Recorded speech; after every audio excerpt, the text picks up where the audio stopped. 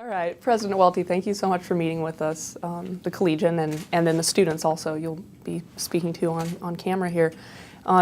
First question, retirement is quickly approaching, so how do you feel about the whole situation, going from busyness to maybe a little downtime? Well, it is bittersweet. I am looking forward to wrapping up things, but obviously I recognize it'll be quite an adjustment, and I'll have to see if I can control my own schedule in the future. You came to Fresno State in 1991, and that was 22 years ago. Just a general question, how has it changed since you've been here? What are some of the remarkable changes that you've seen? Well, I think as I reflect on that, there have been lots of changes, which is a great tribute to the faculty and staff and administrators of the university. But probably some of the most dramatic, I think we've significantly strengthened our academic programs. We've obviously added a number of degree programs, including 3 doctoral programs. The physical plant has certainly grown over this time as well. And I think we've also been able to engage the university with the region in a much more significant way. The fact that students contribute over 1 million hours of community service every year is a great, I think, tribute to not only students, but also the faculty that have worked on expanding service learning opportunities. You have a reputation for fundraising. When you came to Fresno State 22 years ago, did you have these significant fundraising initiatives in mind, or was that something that developed over time? Well, I think as I went through the interview process, it was clear that there was an expectation that we devote more time to fundraising. And at that time in 1991 was really one of the first significant fiscal downturns in the state of California. And so I think there was a recognition by our Board of Trustees shortly thereafter that if we were going to be successful, we would have to increase our efforts in fundraising, and that would in fact make a difference on whether we could build a quality university. What positive effects have your building campaigns really added to this university? Things like the Save Mart Center, the winery, Lyles College of Engineering, the buildings themselves. What have they really contributed as a piece of this university? Well, I think the facilities that we have really have added opportunities for students. Certainly the library has, I think, become the focal point of the campus. A number of the other things that we've gotten support for, such as the winery, again, have linked the industry much more closely. And certainly the Save Mart Center serves this entire region. Instead of everyone leaving to go somewhere else for entertainment or a concert, people now come to Fresno.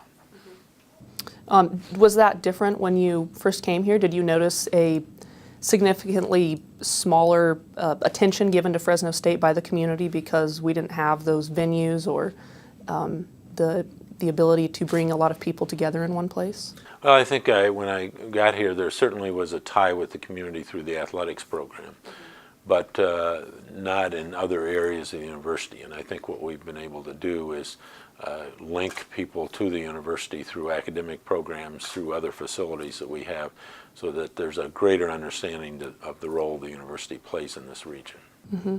Speaking of athletics, Fresno State athletics, especially football, basketball, baseball, the big 3, have really increased in reputation and just the nation's knowledge of this campus. Did you mean to promote that, or was it just sort of something natural to take as a sort of a flagship program that would set Fresno State apart from other universities? Well, I think that when I arrived, athletics certainly was in growing as a Division I program. We had just been admitted to the Western Athletic Conference, and I think the success that we've had is a great tribute to our athletics administrators, coaching staff. Certainly in addition to the programs you mentioned, softball won a national championship in 1998, which provided a great deal of recognition to the university. So I think it's an evolution and growth of the program over the years that's really allowed people to see what's possible here. Fresno State Centennial took place under your tenure. Was that something special for you? What sort of effect did that have on your personal experience here?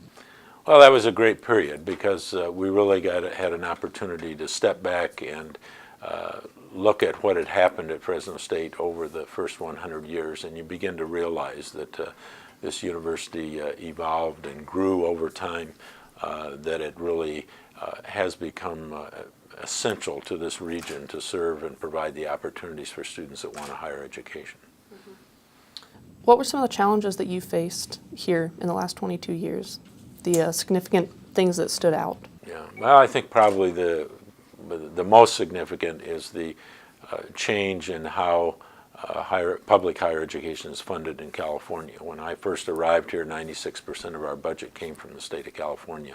Today it's about 48%. So that's been probably the most dramatic change and challenge to work through that. We've certainly had other issues over the years that we've had to address, including gender equity in athletics. I think we've made great progress, and in fact I'd put us in the top 10 programs in the country today in that area.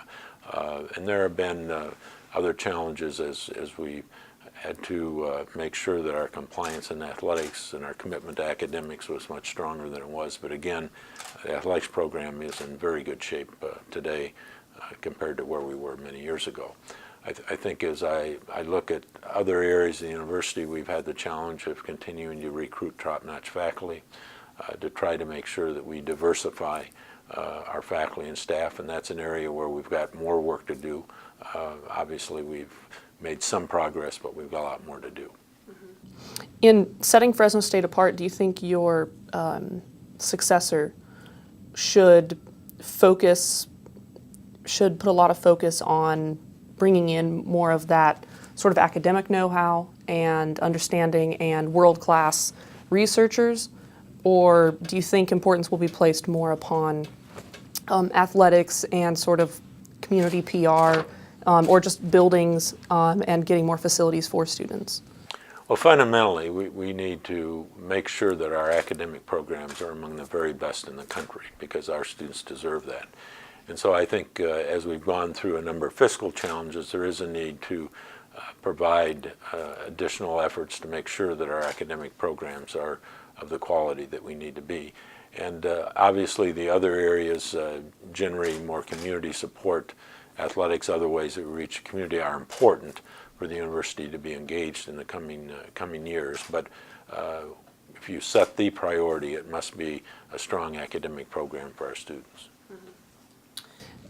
There's been a lot of controversy in the media regarding the Presidential Search Committee. How has it changed since you were here? There's just maybe you could clarify on that. What was it like for you, the hiring process, and coming to Fresno State and maybe getting to know professors and students before you came on as President Welty? Right. Well, I was president at Indiana University of Pennsylvania at the time, and I think some have forgotten that when the finalists were announced, there were, I believe, 5 finalists, 1 or 2 of whom were sitting presidents that actually withdrew after they were announced. And I think over the years, the whole issue of how to conduct presidential searches is a complicated one. It is difficult because many candidates, particularly those that are in positions as presidents, are reluctant to allow their name to be public for fear that it will impact their institution if they are not selected. And so I think our board has struggled over the years to try to develop a process that assures that they get the very best candidates, at the same time recognizing that it's a board of trustees that has the responsibility for appointing the president. It's not a process in which everybody votes and they decide who gets the most votes. It ultimately is the board that has the responsibility to hire and to fire the president. So I think the process that we've used in recent years has been very effective. If you look at the candidates that have been attracted, there have been sitting presidents that have been appointed to other presidencies. There's also been provosts and deans. But again, it's a process that I think has worked very well because there is a committee that represents the entire university community, and as long as those representatives represent their constituency, I think it can work out very well. What drew you to Fresno State 22 years ago? Well, I think what I was attracted was I really saw a university with tremendous potential and an opportunity to serve the region in which it was located. And my graduate work had really been impacted by my experience at Michigan State, which is a land-grant university. and my belief that public higher education has a responsibility to serve the region in which they're located. And as I talked with people about Fresno State, there was clearly a desire to become better. There were some very good people here that wanted to become better, and I've been very, very fortunate over the years to have an outstanding faculty, staff, and administrators who've really sacrificed a great deal to make Fresno State a very special place. Coming from the Midwest, you were born in Illinois, went to school at Western Illinois University, and then teaching in Pennsylvania, Michigan. Was there something significantly different about the West, about coming out to California, to the Golden State? Was there any changes or differences in the student body or the faculty or just how the community operates? Yeah, well, it was very interesting when I came here. Californians believe that the eastern part of the country starts on the California-Nevada border. And so I was struck by the fact that there was this notion that California was very different than other places. And it is different, but it also has a lot of similarities. And I think Central California, largely impacted by an agriculture economy, has some similarities to the Midwest in terms of the people that work very hard.